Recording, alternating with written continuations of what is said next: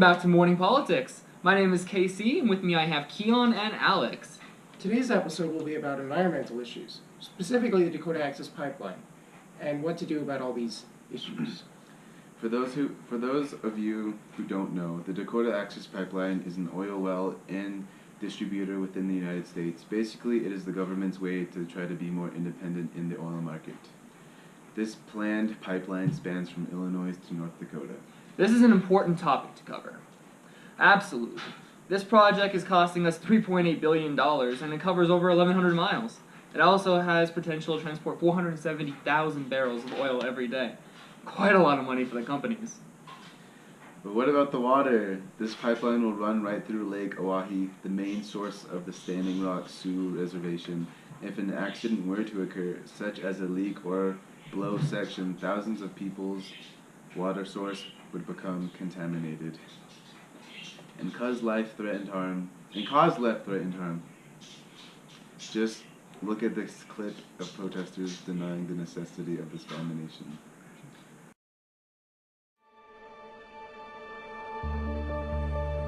The Mother Earth is Unchi-Maka, the grandmother of everything. And the water is her blood, and to this blood we live. We've been here for thousands of years. We have always been citizens of these lands.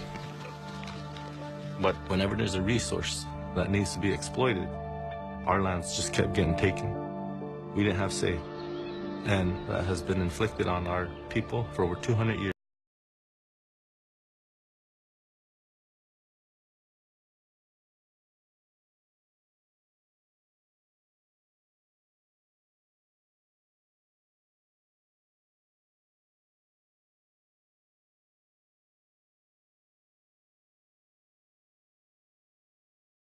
The first thing we're going to show you is a sponge round, which has been deployed at the site.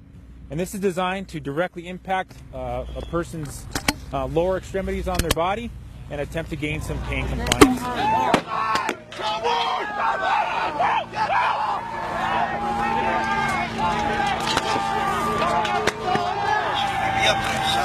Yeah, but we're right. This is sovereign nation right here. This is sovereign people's land right here.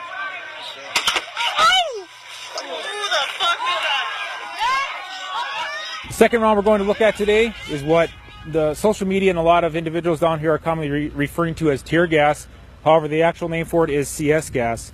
And this is designed for crowd control and to assist law enforcement in deploying the munition and trying to gain compliance through the effects of the agent. As you can see, that has split into several rounds, and those are designed to disperse into the crowd to help garner the control of a large crowd. The next device we're going to show you is what's called a flash sound diversionary device. And this is what's commonly referred to on social media as a percussion or a concussion grenade. And I would like to remind our viewers that at no point in time did law enforcement deploy these devices.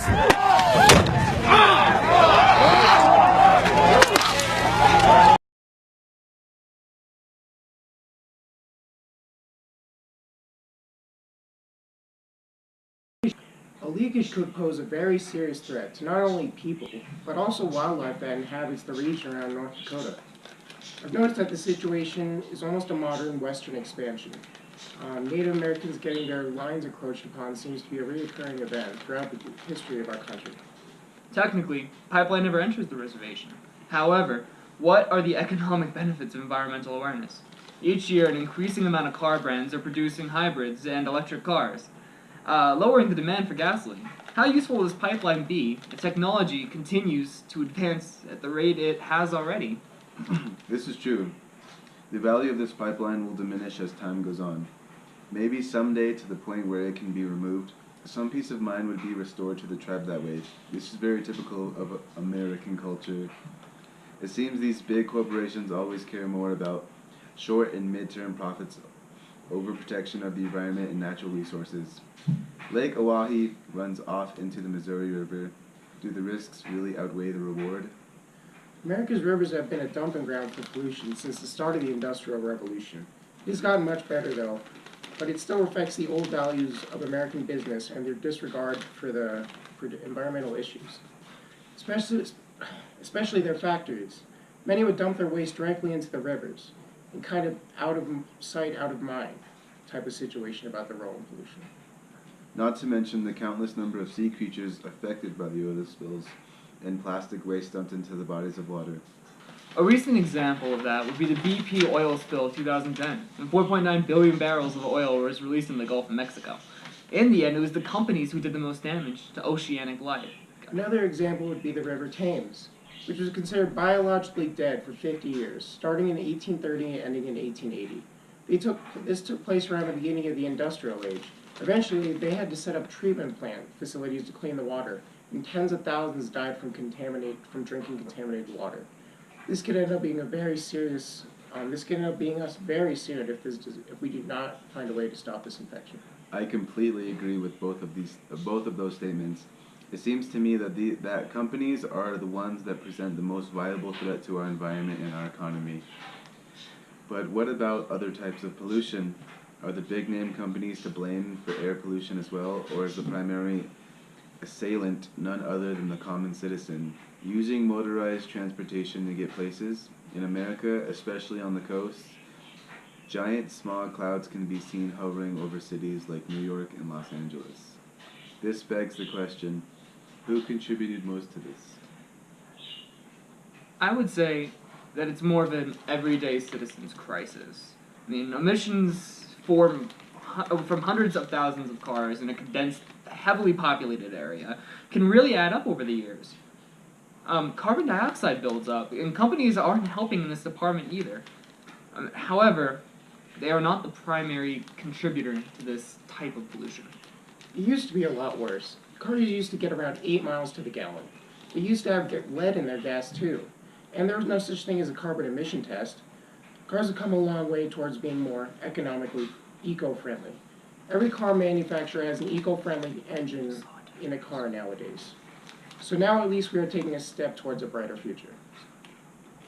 To add to that, you can clearly see a demographic shift in terms of eco-friendly cars being driven by citizens throughout the world, especially in Germany, where they have implemented new laws regarding emissions and are pushing the future in 20 years without cars run by gasoline.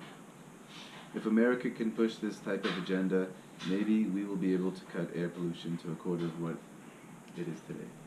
And I believe that is something that every citizen in the United States should push for. If America could successfully unite and switch to eco-friendly vehicles, it would end up helping our economy. The reason being is we could cut spending on oil inputs from other countries like the Middle East. And the average citizen would end up saving anywhere from $1,500 to $3,000. I mean, on gasoline every year. I mean, what else can you put that money towards? I mean, your mortgage, paying bills. You can put that towards anything you want, and that would help a lot of Americans. I mean, that's twice of what normal people's tax return is. Yeah. And eventually, the United States could break free of the dependence of oil from other countries and become finally independent in some way, shape, or form that doesn't involve corn. Yeah, I completely agree, Casey. Referring to the BP incident, the company should have served a harsher punishment for environmental restriction as well as reckless endangerment. I mean, they put all these people's lives at risk, and they killed thousands of sea creatures. There was 11 counts of murder and lying to Congress that what they were charged for. Unforgivable, dude. I know. The entire board should have been fired. Yeah. They should have been given a punishment worse than 4 years of monitoring. It should have been way worse. What do you think it should have been? I would say 10 years at least? Perhaps a lot of jail time. Yeah, definitely a lot and maybe even a fine. I mean, I would even go for the disbandment of the company at that point. And at the point where they even worrying about everybody's opinion, like Native Americans, Yeah. the indigenous of that place. But I could see the harshness, like what could happen if that company was severely hindered, because if that company went under, how many jobs would be lost? I mean, sure the 11 died, but if we do too much to them, I mean, the economy will suffer because so many people will lose their jobs. Yeah. But I believe that we should go after the CEOs, the chairman, the people who make the decisions, the leaders. The people that should be responsible for what happened. Yeah, exactly. Like in the military, I mean, we punish grunts for doing things, I mean, the enlisted, the privates, the PFCs, but in the end, it's normally the commander's fault for not doing something better. It always leads up to the commander, Yeah. because the people under you, their mistakes are your mistakes. But in this situation, they are the ones who screwed up, and it cost the grunts their lives. And I understand that. Yeah, definitely. In fact, every company should be on a tighter leash when it comes to punishments. If a man killed 11 people, wouldn't he be monitored? Would he be monitored for 4 years and then released from the psychiatric hospital? I don't think so. I think they'd put him away for life. Definitely. Maybe even murder him. Or not murder. Murder him? Yeah, definitely. I mean, They might even execute him. Yeah, definitely not. we're gonna go for a Borat kind of dictatorship, okay, guys? Yes, definitely. If we implement both of these positive changes within the next 20 years, we may be able to see improvements in our world that we never thought possible. We as a people can change for the better by making tough decisions, such as saying yes or no to things. And with that, I completely agree with the notion of the belief that we as a people and as humankind are We're responsible for economically and spiritually naive. Yeah. And okay. that's with my cultural perspective as a Native American. And indeed, that is true. I think that's applicable to some types of countries. Like some countries got it going on. I mean, like Austria, best places to live. I mean, they give you free health care. Economically, they are one of the most financial places in the United States, or in the country, although they are really small. The bigger the country is, the harder it is to be economically stable, because you have more kids to feed, if you kind of get my drift, you know? Yeah. I definitely get the gist. Like China, I can understand why they're struggling, because they're huge. Yeah. Russia, I mean, we all know. I've never been up there. I don't want to. It's too cold. But you get the idea. The smaller the country is, the more they can kind of be lenient. Yeah. But we're focusing on America here because we live in America. So whatever Yeah. happens to America happens to us. That's true. And to continue, such as saying yes or no to things like the pipeline, I think that's the main thing. For voting for candidates or new construction jobs, in the end, we are a democracy. We the people have voice, and we will be heard. We just got to be brave enough to speak out. Absolutely. We fought for democracy. Isn't it not right that we defend it? Yeah. I mean, our voices have to be heard. Otherwise, I mean, being a member of the National Guard, and Keon, you feel this too. We started off as the militia that broke free from Britain. If something like that were to happen again, who do we take up arms for? We would take up arms for a tyrannical government, or would we protect the people? Yeah, this is very true. I agree completely, Casey. Yeah. I'd be confused at that point. What we need to do, what we need to implement at that point. But and that's in the future, and that is about all the time we have for today. I hope you could take something from this discussion. We wish you a wonderful day here in Morning Politics, and we will be back again next week with a new segment called Funny Cat Videos. Thank you for tuning in, and have a wonderful rest of your day.